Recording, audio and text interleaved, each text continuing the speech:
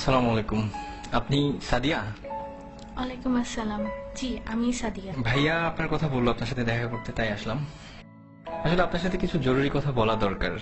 এই মুহূর্তে আমার তেমন কিছুই নেই, চাকরি নেই, পড়াশোনা মাত্র শেষ হলো। সুতরাং বুঝতেই পারছেন বিয়ের জন্য যে একটা মানসিক প্রস্তুতি, তার কোনোটাই আমার নেই।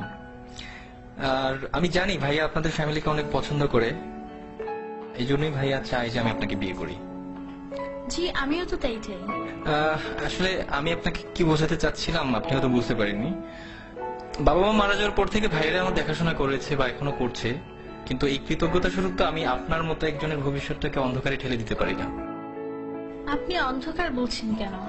কিছু নেই বলেই তো আমি আপনাকে বিয়ে করতে যাচ্ছি।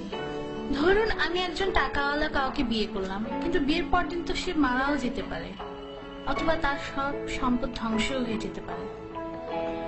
আমি তো টাকা, বাড়ি, গাড়ি এসব দেখে বিয়ে করতে চাই না। আমি চাই একজন ভালো মানুষ।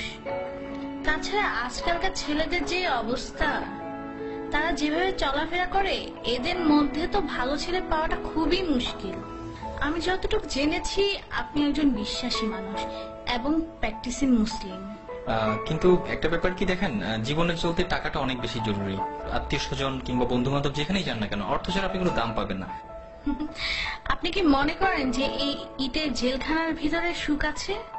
সেখানে আছে মোহ, আছে লোভ, লালসা আর নষ্টামি। তারা সম্পদের পিছনে ছুটতে গিয়ে নিজেদেরকেই হারিয়ে ফেলে।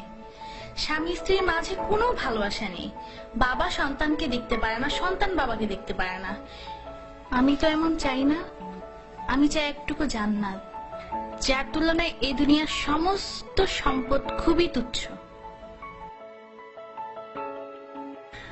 আমাদের বিয়েটা ছিল খুব সাধারণ। মসজিদে গিয়ে বিয়ে করলাম, এরপর কিছু জিলেপি কিনে গরিবদের মাঝে বিলিয়ে সারাদিন দুজন মিলে ঘুরলাম।